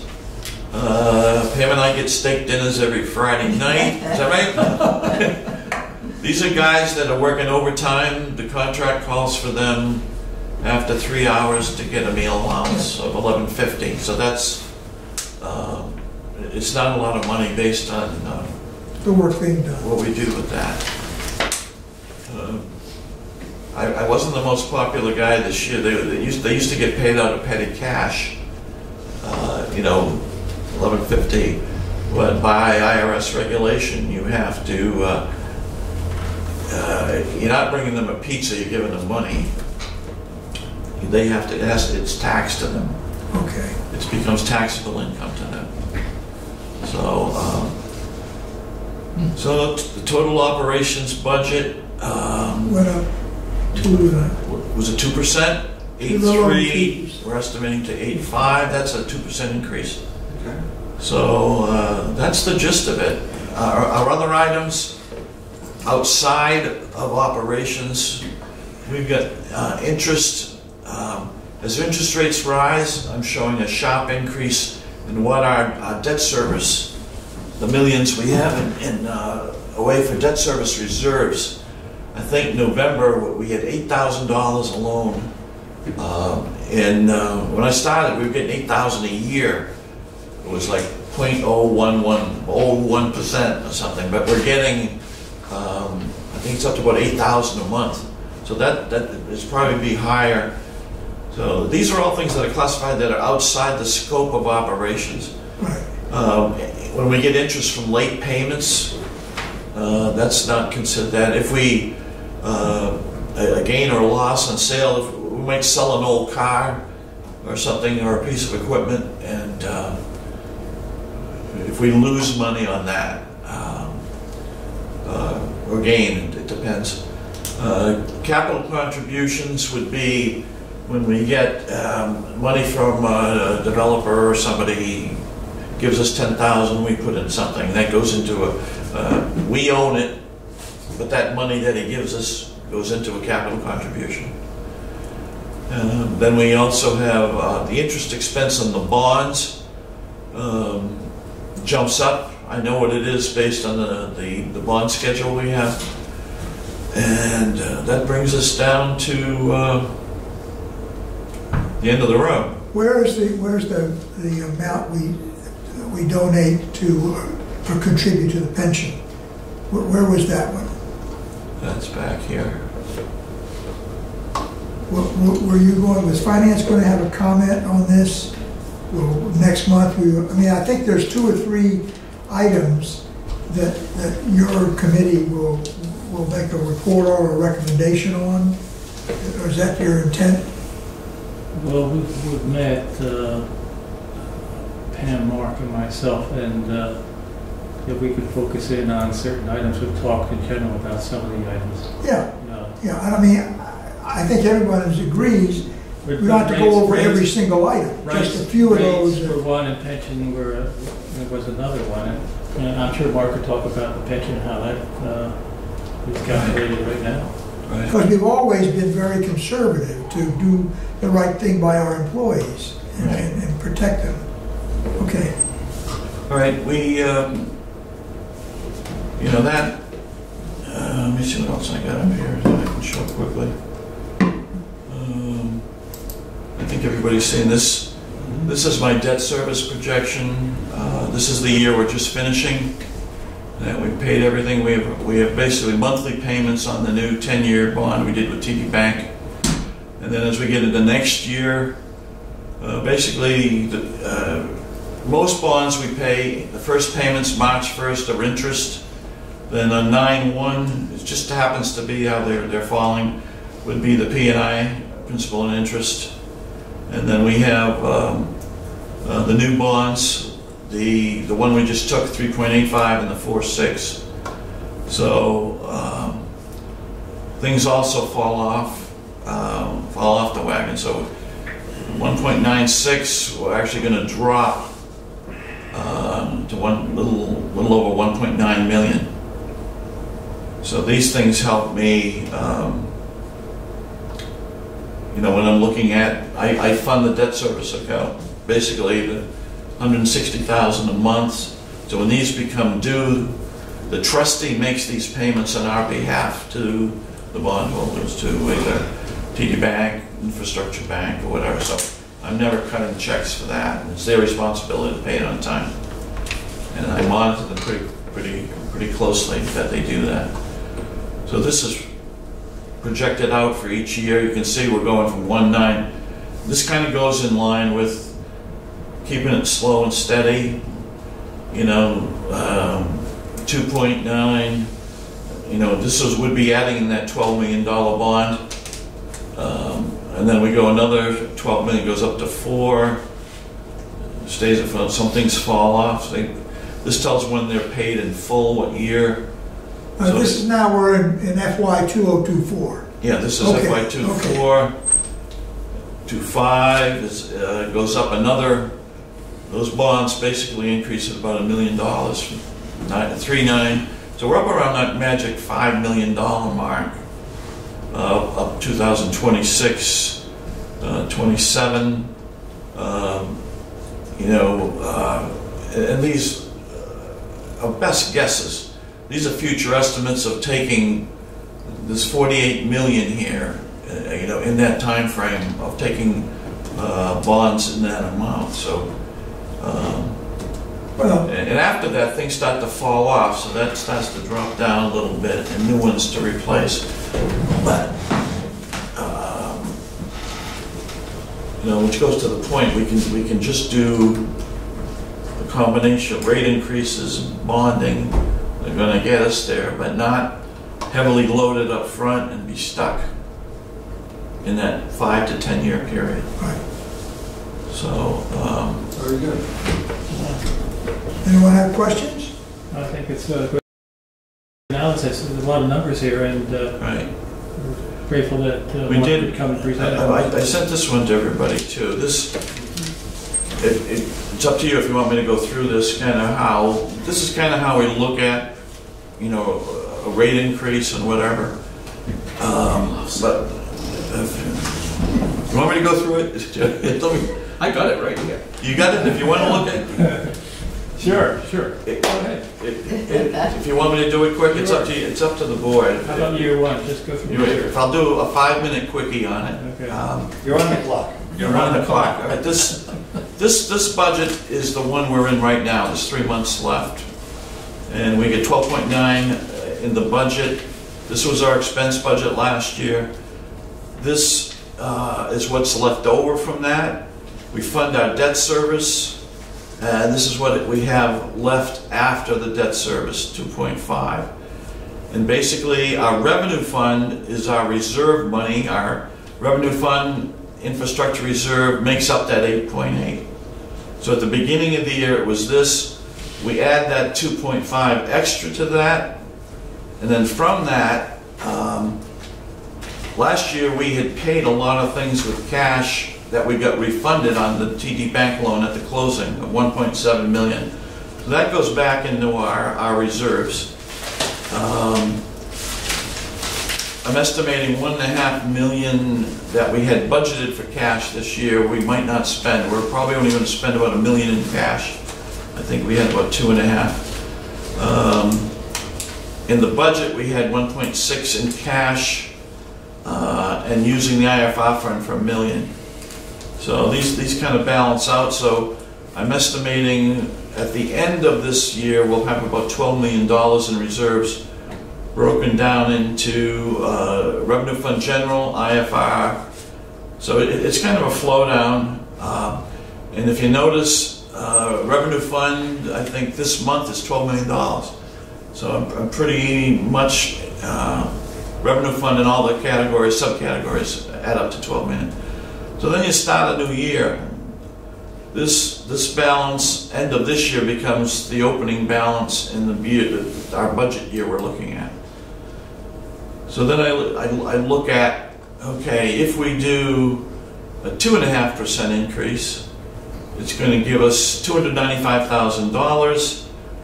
I have a conservation adjustment of 0.5% that comes off, which means I reduce that by 32,000. So I'm saying our budget's going to go from 12.9 to 13.1.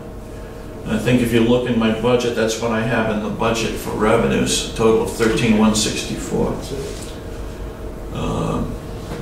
So if you change that to 3.5 or 3.25. All right, I can make this, if I make this 325, it increases it to 384. Take out a little demand adjustment. So instead of 13.1, I'm at 13.253. Okay. Okay. So the difference between the 250 and that is about $150,000, I think. It's 100,000 per percent. So Good. I'm budgeting. We haven't raised the operations expense in I think 2 or 3 years. 3 years. I'm putting in at 2%, based that inflation's coming back, and you know, we're getting, you know, close to the 2% increase will increase 167,000 from 8.3 to 8.5. You subtract the revenue from the expense, we end up with 4.7. So it goes down the whole process. Debt service, $1,908,000, leaves that left over. Where does it go? Beginning of the year we had that. We add the 2.8 to our basically our savings account. Pam has in the budget to spend 1.7 in cash for capital and use a little over 2 million in IFR projects. So with the addition, starting at 12, add 2.8, take out the cash, we should end the year with about $11 million in our total reserve accounts. So again, broken down into this, we can move what we can into from the general fund into IFR. This year we would add $2 million to it. We're taking 2 out, putting 2 back in, type of thing. What it gives is more flexibility. Yeah. So this goes on basically every, you know, in the year that go out, and you can look as you kind of head out to the west. You get to, there's the 5 years. Okay. Then I don't think you have, I'm not sure I gave you this, but this goes out 10 years. I think looking out there is... But it's like slow and steady get us there. Okay? My 5 minutes is done. Apparently Mark's still going to be here. All right. Well, the main thing we like to do with going out 10 and 20 years is to looking at mostly the capital program versus what the debt service is going to cost us. And how does that affect the budgets going forward? In other words, the more debt service we do, the more rate increase we're going to need. So that's one of the things we've been looking at with the capital program, as we talked about earlier. And if you look at this, if we continue to the 4% per year, after 10 years, we'd be out of money. So, with the program that we have set up now.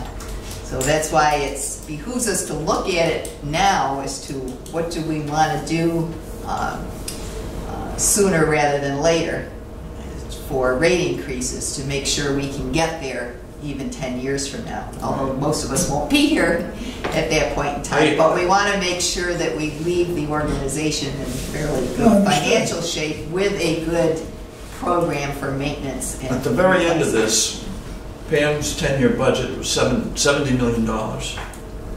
And I go in, I add up at the end here, if you look at the pointer, that 70 million is going to be basically 50 million in bonds, roughly 20 million in cash.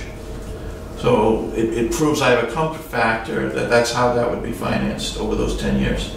That's 70 million if we hit that. So. But at that point, we've reached the limits of what we can do with the funding the way it's been set up.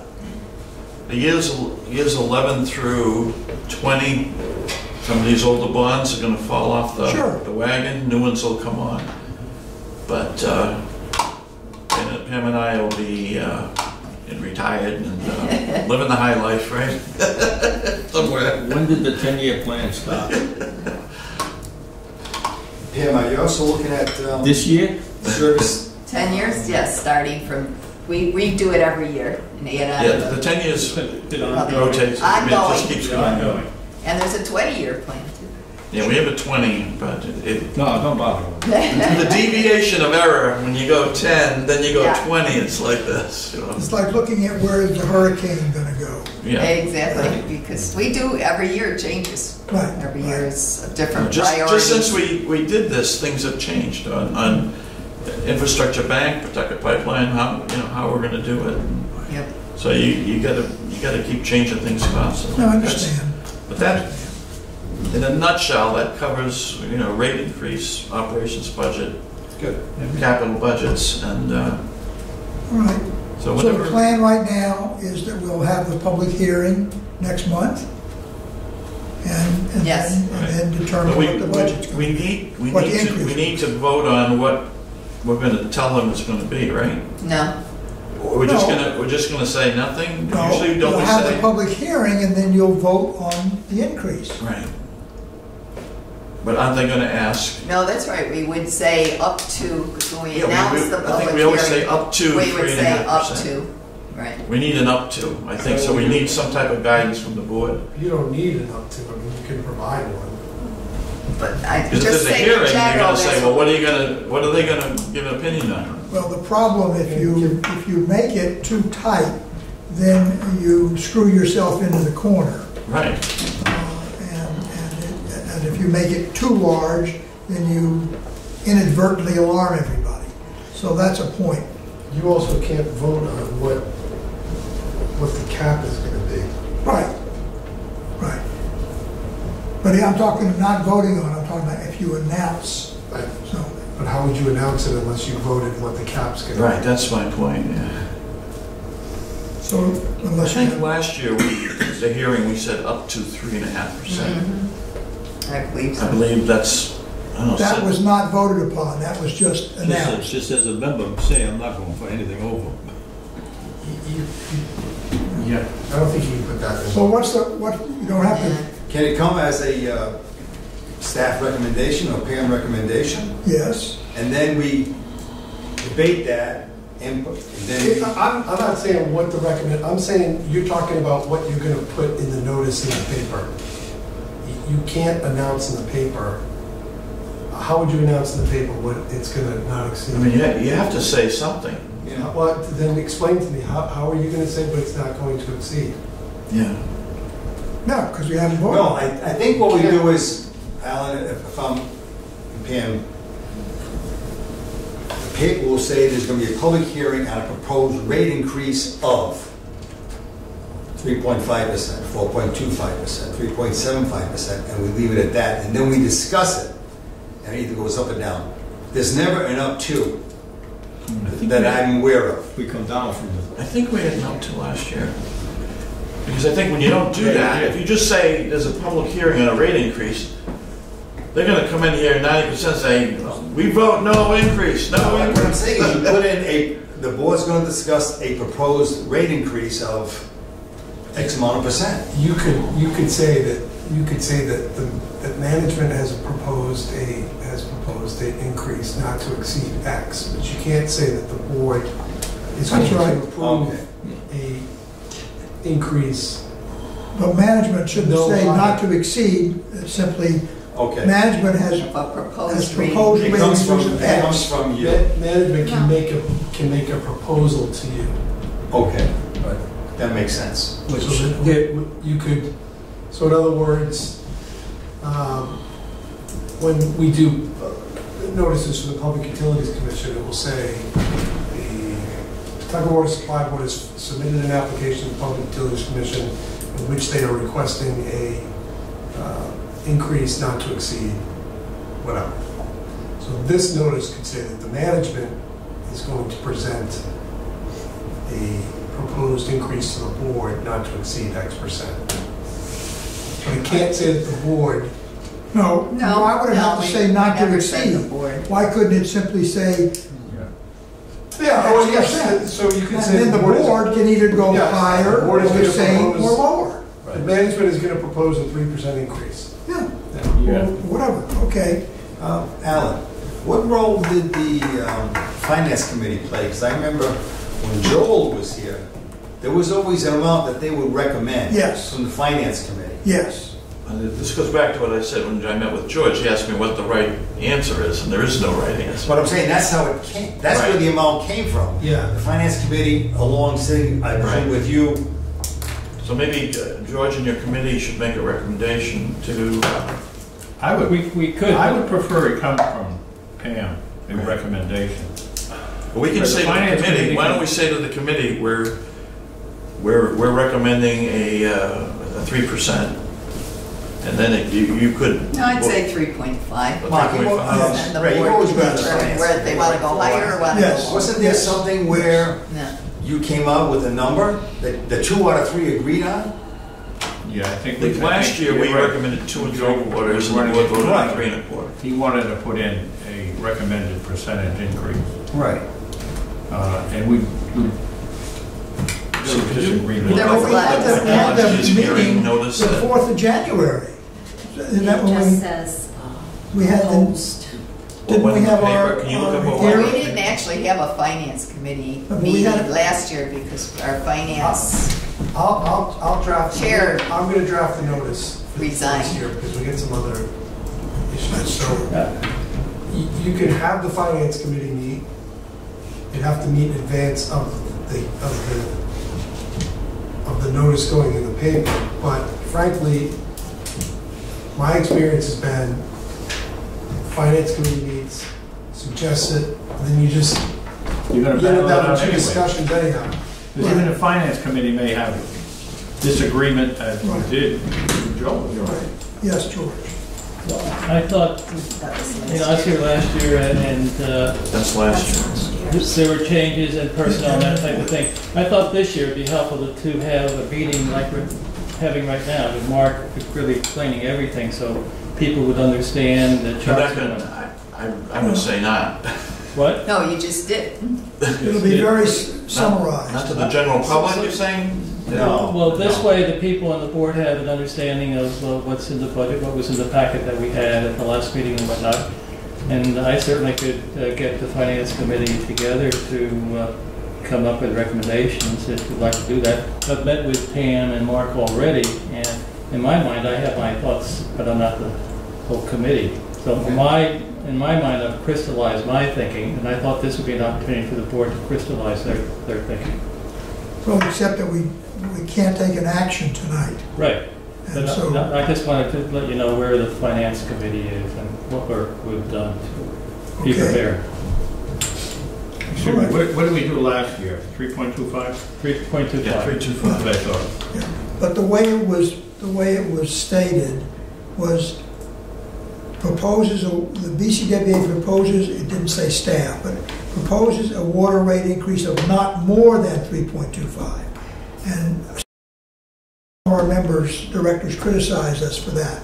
So we should say this time, and you'll come out with one, of whatever it is, not more than just that number. And the board will determine whether it's that number, higher or lower. That's all. Yep. So they'll have the complete opportunity to deal with it. Okay, too bad we couldn't go on the fifth. Did we have anybody show up last year? I don't think we did. I don't think so.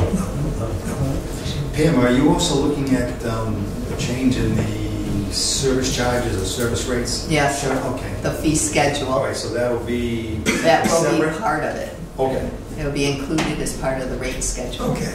okay. Any more questions on this item right now? So we got our marching orders. Thank you. Okay, we're going to take a motion tonight, I think. All 5 minutes. This is on this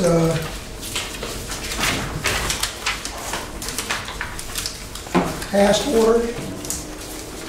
You want a motion for $6,118? Sure, I'll take one. So generally, it's just for review, but I'll always take a motion. Oh, we don't need to give you? You don't need to. Okay, we won't do it then. Then, at the annual review, if we will look at the information in item 10, you have the, for those of you who've done this in the past, you should be familiar. We've included the 4 topics, the 4 goals. Pam will send everybody very shortly her status, what she's done against those 4 goals, plus anything else she wants to add to that. So then you can make your evaluation, you sign it, get it back here one way or t'other, and it'll be collected, and then Bill and I will make a composite of everything, and we'll let the board know where we are. We will then conduct the performance evaluation. We will review the goals, and then we'll deliver the goals as well. So this will take us a couple of months to get through this process, but this is what we've boiled it down to over the years. It seems to be working okay. Some people in the past have just, quickly done it. Others have been very specific. But, we try to put everything together and get the sense of the board. And because we don't have everybody here that we had last year, we have some new members. If you have questions, call us, ask, whatever. It's pretty straightforward. In the past, we had up to 9 goals, and it became a nightmare. And we figured, this doesn't mean you don't do your job every day. These are specific extra things that need to be concentrated on. That's the point of this. It doesn't stop you from doing all the other work on your plate. It just says, hey, these are the ones we deem the most important to deal with. So we want your cooperation there, and you can get them all back. We won't be reacting to them immediately, but it gets it off your plate, back on our plate, and we'll deal with it. I guess the next thing is the executive session. We got our meeting. The next meeting's on the 24th, and it will be the rate increase and on the new service charges too, right? That'll Yes. be part of it. Yes. Alan, you missed I'm your sorry. letter, under board correspondence. Oh, yes, sorry. Last meeting, I gave you a draft copy of the letter that I would hope that we can agree on, that we would start the process of sending this to the town councils and seeking their endorsement, and then we would be able to forward this to all the new elected state representatives and the governor and explain our situation and ask them, hey, folks, you're going to do something. Whether or not we need a public relations firm on this, I'm not sure.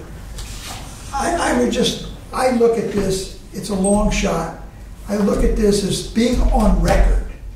This is something that we can put in the paper if we have to. This is something that we can rely on as we move forward. but I look at the, when you get right down to it, what a crime it would be if we end up putting a 4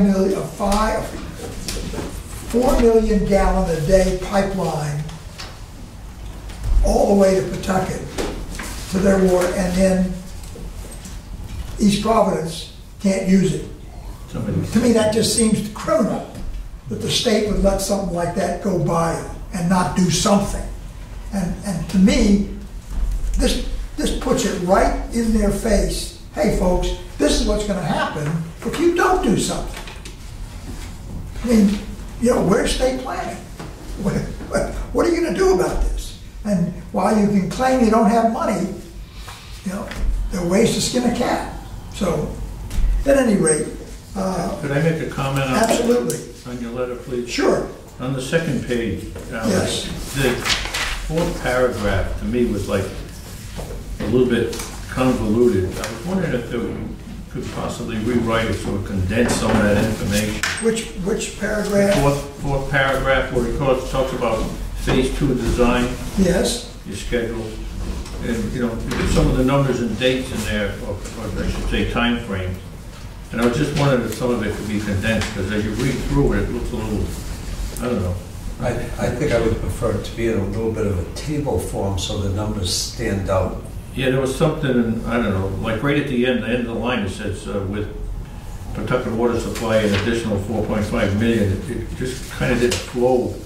I didn't think it flowed so that it was easily understandable. Maybe it's just me, but okay. I just suggest. Oh, okay. Take a look So at it, okay? Here's what I'd like you to do. Oh, and I wrote something up based on our going to the tour tonight. I wrote an item that said our original 1908 water treatment plant, though upgraded several times, has now ceased to function. Its sole use had been to provide emergency fire suppression water, as it was no longer capable of treatment to current required standards for potability. So that could be condensed, but I'm wondering if something like that also gets to be stuck in here. What I'd like is if I could get a sense of approving this letter. We'll fix these details. I'll work with Pam. We'll get these little details fixed. I'd like to get it for the January board meetings at the council. I will set, once we get it done, the plan would be that I would make this notice in my report to my monthly report. I would include this in my report, but Pam would also send a formal letter, and then I would ask that the representatives from each town appear at the town meeting, excuse me, at the council meeting to answer any questions about it, and that we would seek the endorsement of the three councils. Okay. I'd hope that we can move that through in January, and then we can send the letter out to all the reps. And it would start a dialogue. Do you need a motion? We need a motion. I'd make a motion that the letter, how's it titled, Alan? Well, the letter is, the title, it doesn't really have a title. It's you can call it a plea for the problem, but Title the plea for the problem be approved subject to final drafting and editing with staff for dissemination as appropriate. Excellent. So is there a second? Second. Any further discussion? Yeah. One Go to minor it. question, Go to it. and my memory's rusty here, but it seems to me that, if I recall correctly, that the Water Resources Board had completed what was called a supplemental water supply system study in 2008. And if memory serves me correctly, this project actually was defined in there. I don't know if you remember that or not. Yeah. But you might want to check with Kathy Crowley, because what you could put in here in addition, if my memory's correct, is that a study was done by the Water Resources Board and identified this as a potential solution or something like that. Yeah, they did have it on their project priority Right. list. It was one of the top items. Right, And they actually did support the bond in Right. 2014. right, so that might find its way in, yeah, that might You know, strengthen it. During the presentation that we had, I forgot to ask him, there was a study done, and the Water Resources Board dictated that we use, I think it was Metcalf and Eddy. Yeah, We wanted to use Camp Dresser and McKee because they had been very familiar with our process. And the board said, no, use Metcalf and Eddy, fine. Metcalf and Eddy came back with a program that said, we recommend $1.4 million, something like that, to put in here. I went back to Metcalf and Eddy, I was a curmudgeon even then, and I said, will that expenditure bring us up to full qualification standards? And you know what the answer was? No. We knew that back then. We knew that back then. right, and I seem to recall that. Now, I'm not blaming anybody because there may have been money restrictions and all the rest. I'm just saying, we knew right then that even with the improvements, it was not going to last. It was not going to carry us because the direction was steepening for all the requirements. All the water quality regulations were changing. And we were right on top of that way back then. Now, there's one thing in your statement that I disagree with strongly. I don't think you're a curmudgeon. Oh, yes. Oh, yes. Certified. Anywho, we ready to vote? Alan, if I can just I'm mention sorry, go something. ahead. With any additions or changes, I think any more than 2 pages would be too much. Oh, yes. No, I brought this down. I have tried to condense this Okay, as much as possible. okay. So we'll fix some things if we can, but no, it won't be over 2 pages. We'll make sure, even if we have to go to 8-point type. How is this going to be, Alan, is this going to be mailed or brought to the administration's office to get to the governor, or how do we do that? My presumption would be, once we have the endorsements of, or if we don't get all the endorsements, I'm hoping we have the endorsements of the 3 councils, we take the draft word off, because now it's no longer a draft, and we put a date on it, and then we would make sure it's mailed directly to each of the groups, and we could, a certified mail. I'd make it look as important as possible. So that each of the groups were sure to have it. Return receipt requested. So we know you got it. Not like, I didn't open my email, or I didn't see this, or I didn't get that, or it came in with all the other mail. Do a return receipt request. That way you know that it's been received. You know whose name is not on here, and I guess it should be, is Ken Marshall. Well, right now, He's going to be staying around until March. You're right, I understand that. Okay. And because I just read that in the paper. Yes, that would certainly be it. I just went through. No, I understand. And took the names that were there. I didn't put the addresses on because I felt that would only lengthen the thing unnecessarily. The address could be in the, on the envelope, because the people know who they are. Okay. Yes, we'll take care of that. Okay. Absolutely. Ready to vote? All those in favor, please say aye. Aye. Any opposition? Any abstention? Thank you much. We'll move on. Sorry, now, the next meeting is going to be on the 24th. Once we come out of executive session, we did take any action. Do you have anything for the second item, Pam? Just discussion. Because I could have skipped the first one, but if we'll do them both. We can skip it if you'd like. Give you a quick update. Okay. So we're going to enter executive. So by your answer, we're going to come out, seal the minutes, and adjourn. Yes. Okay. So at 10 minutes to 9, entertain a motion under our Rhode Island General Law 42465A2 and under 42465A5, 2 items to discuss, after which we will come out of executive session vote to seal the minutes, and then adjourn the meeting, taking no further action. So moved. So moved, seconded, raise your hand to go into it. It's unanimous. Thank you all. We're back in at 9:09. Motion to come out of executive session. So moved. Excuse me, we've done that in executive session. We recorded that. Now we need a motion to seal the minutes and adjourn the session. Second. Seconded, all in favor, say aye. Aye. No, raise your hand because we're sealing the minutes. Yep. Done, thank you.